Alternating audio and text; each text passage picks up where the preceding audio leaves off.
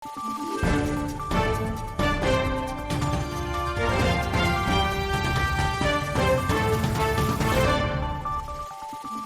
araw, Pilipinas! Ito ang Valiente News hatid sa inyo ng Affairs of the Vice President.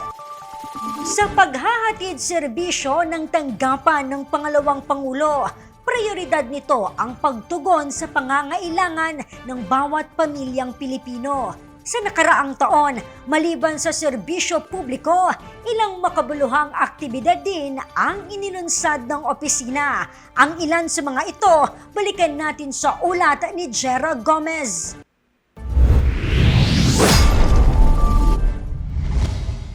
Milyon-milyong Pilipino sa iba't ibang ibayo ng bansa ang naserbisyo ng tanggapan ng pangalawang Pangulo noong nagdaang taon.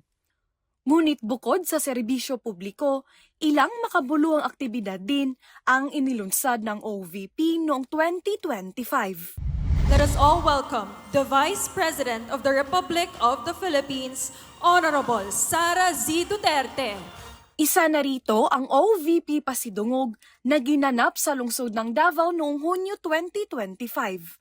Pagkilala at pagbibigay pugay ito sa lahat ng mga naging katuwang sa pagtaguyod sa mga programa, inisyatiba at proyekto ng OVP para sa mga Pilipino. Tulad na lamang ng medical and burial assistance, disaster relief operations, relief for indigents and individuals in crisis and emergencies o RICE program, maging ang programang Magnegosyo Taday, Pagbabago Campaign, Libreng Sakay at iba pa. Pinangunahan naman ni Vice President Inday Sara Duterte ang paggawad ng parangal sa 1,142 na mga naging katuwang ng tanggapan sa nagdaang taon. Saksi ang tanan sa lisod nga kasinatian sa OVP sa milabay na mga bulan. Naging mas mapaghamon ang pagpapatakbo namin ng mga programa na ang pakay ay pagbibigay ng solusyon sa ilang mga pangunahing suliranin ng mga Pilipino. Ngunit ang mga batikos at sistematikong atake laban sa OVP ay hindi naging sapat para tayo ay humina, huminto at mabigo. The intention to weaken and frustrate us from serving the Filipinos failed. Patunay ang ating pagtitipon ngayon sa tagumpay na ng ating pagsisikap para sa mga Pilipino at minamahal nating bansa.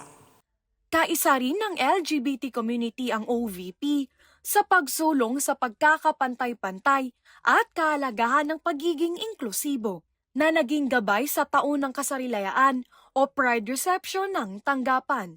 Ang Kasarilayaan 2025 ay ginanap sa San Fernando, Pampanga noong Hunyo 2025 o kasabay ng selebrasyon ng Pride Month. Layunin ng aktibidad na kilalanin ang katatagan at kontribusyon ng LGBT community sa bansa. Ang aktibidad ay dinaluhan ng mahigit 100 miyembro ng LGBT community. Highlight din sa selebrasyon ang formal na paggawad ng livelihood assistance na nagkakahalaga ng 15,000 pesos para sa 48 Magnegosyo Taday grantees. Ako po si Jera Gomez at ito ang Valiente News Year-End Report.